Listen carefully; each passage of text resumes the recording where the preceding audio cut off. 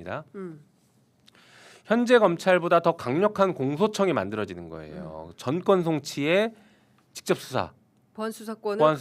네. 보안 수사권 지금 주겠다. 아직 결론은 안 결론 안 냈지만 냈죠. 형사소송법 개정안 때 요 논의를 하겠다. 그렇죠. 이제 그렇지만 지방선거 이후에 저희는 계속 이제 당론으로는 안 주겠다라고 했지 않습니까? 정부가 예. 근데 결정되지 않았다라고 얘기하는 것은 주겠다라는 의미로 저는 읽혀요. 아 그렇게 이해 또는 해석을 하신다. 요번에 여론조사를 했던 것도 보안 수사권을 주자라는 결론이 더 높게 나오게 사실 문항들을 만들었지 않습니까? 네. 그러니 보안 수사권을 주는 것을 전제로 이렇게 하는 것을 보이고 아까 말씀드린 것처럼 검찰 인력을 그대로 가져가는 것은 보안 수사권을 주는 걸 전제로 한 인력 배치라고밖에 해석이 안 되거든요. 네. 자, 그래서 현재 검찰보다 더 강력한 공소청이 만들어질 수 있다는 게 문제입니다. 근데 이런 내용들을 종합해 보면 이 공소청법과 중수청법은 하나의 정신이 흐르고 있습니다. 그러니까 법을 만들 때는 법을 만든 사람이 어떤 정신을 가지고 어떤 정신을 이 법에 투영시키느냐인데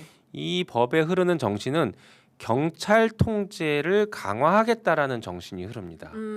경찰 통제를 강화하겠다라는 정신이 흐르다 보니 아까 영장에 대한 청구 지휘부터 시작해서 그러다 보니 검찰의 기존 기득권은 유지를 해줘야 되고 검찰의 권한은 오히려 강화해서 경찰을 효과적으로 통제하겠다. 경찰 통제 경찰 통제에 뭐라 해야 됩니까? 방점이 찍혀 있는 법안이라고 읽혀지는 것입니다. 그러니까 우리가 검찰 개혁을 하려고 했던 게 사실은 그 1948년 형사소송법 만들 때 검찰청을 굉장히 세게 만들었잖아요. 그렇죠. 그때는 친일 경찰이 그냥 친일 경찰을 견제하기 위해서 검찰에게 권한을 다 몰아줬는데 그게 지금 80년 정도 지나니까 검찰이 너무 무소불위고 권한을 집중돼 있고 견제도 받지 않으니 권한을 분산시키고 성호 견제하게 만들자라고 해서 검찰 개혁을 출발했는데 그러면 비대해진 경찰 권력을 어떻게 견제할 거냐라는 문제가 제기되다 보니 다시 원점으로 돌아가서 그러면 검찰이 다시 공소청이 다시 경찰을 세게 견제해야겠네로 돌아간 것 같은 법이라는 겁니다. 이게 80년 만에 원위치가 된다면 이거는 매우 불운한 상황이 되는 거고요. 그래서 우리는 사실은 이제 이게 그 수사기관 간에 서로 맞아요. 상호 견제. 그래서 뭐 공수처, 공소청, 그다음에 이제 경찰 국수본 뭐 이렇게 해서 서로 상호 견제할 수 있는 시스템을 만들어야 되는데 하여튼 여기에 포커스를 맞춰서 조금 더 설명을 들어보도록 하겠습니다. 조금 더 말씀드리면 이제 공소청이 그러면 수사권을 갖느냐 다음 페이지 보시면 좋을 것 같은데요. 현재 보안 수사권에 대한 논의는 결정이 안 됐다라는 걸 전제로 그럼에도 불구하고 공소청이 우회적으로 수사권을 확보할 수 있는지를 검토를 해야 됩니다. 이거는 중수청법과 공소청법을 그리고 형사소송법을 입체적으로 봐야지 보이는 것들인데요. 일단 첫 번째 공소청법에는 저는 결론적으로는 세 가지 이유 때문에 공소청이 우회적인 수사권을 확보할 가능성이 있다라고 말씀드립니다. 첫 번째가 공소청법에는 검사의 직무에 대해서 다른 법령에 따라 직무로 정한 것도 직무로 할 수 있도록 하고 있습니다. 그러다 보니까 법률에는 공소청 검사에 대한 직접 수사권을 안 주더라도 대통령령으로 법령은 대통령령을 포함하는 거니까요. 대통령령으로 공소청 검사에게 직접 수사권을 부여하는 경우에는 수사권이 생깁니다. 우리가 현재 가능합니다. 현재 검찰청법에 우리가 알고 있기로 2대 범죄가 있다라고 알고 있죠. 경제 부패 등. 그런데 하나가 맞습니다. 등 때문에 우리가 이렇게 했지만 그 밑에 하나 더 있습니다. 뭐가 있죠? 경찰에 대한 수사를 검사가 직접 수사할 수 있게 넣는 게 있거든요. 자, 그러면 지금 공소청법에는 그게 빠져 있어요. 하지만 대통령령으로 경찰이나 중수청에 대한 직접 수사를 할 수 있게 넣어둘 수가 있습니다. 왜냐하면 그거는 상호 견제의 기준에서 보면 끄덕끄덕 돼지거든요. 그럴 수 있지. 상호 견제해야 되니까 할 수 있지. 이렇게 이해가 될 수 있습니다. 혹은 보안 수사권에 예외를 줄 때 이렇게 경찰에 대한 수사를 혹은 중수청에 대한 수사를 할 수 있다. 이렇게 넣어두려고 할 가능성이 있거든요.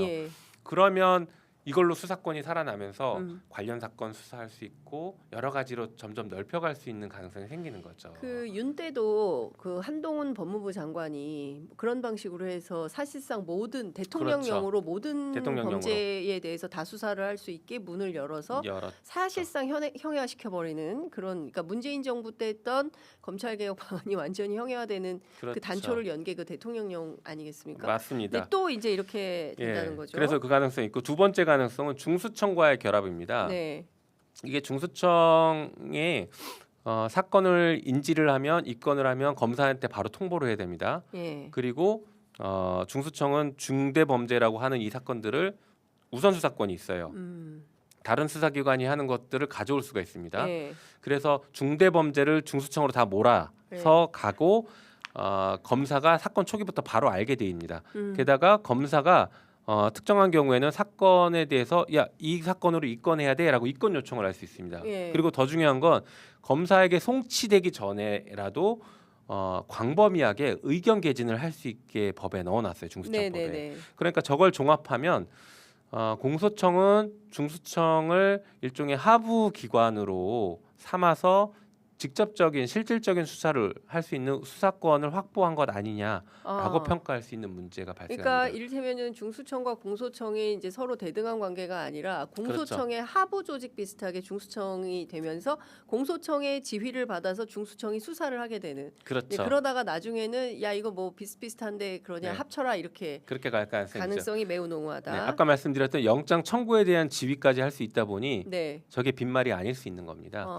자, 그 그다음에 이제 세 번째 수사권 확보 가능성은 네. 특사경에 대한 지휘권을 가지고 할 수 있죠. 특별사법경찰관리에 대한 지휘권을 지금 검사들이 갖고 있기 때문에 네.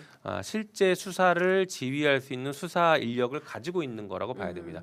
저 부분은 대통령께서도 네. 특사경에 대해서 왜 검사가 수사를 지휘를 해야 되느냐라고 문제 제기를 하셨지 않습니까? 네네네. 그래서 저는 저게 삭제돼서 올 줄 알았는데 저게 그대로 살아서 왔어요. 네. 특사경 하면 뭐 여러 가지 생각할 수 있는데 지금 우리가 쉽게 대표적으로 생각할 수 있는 게 금융감독원에 있는 그렇죠. 특사경들. 예. 그러니까 그 주가 조작이랑 금융 사건 관련해서 검사가 금감원에게 수사 지휘를 해서 사실상 수사권을 이렇게 확보할 수 있다. 네. 경제 부패 사건의 수사권을 여전히 확보할 수 있다라고 해석할 수 있는 영역입니다. 저게. 그렇군요.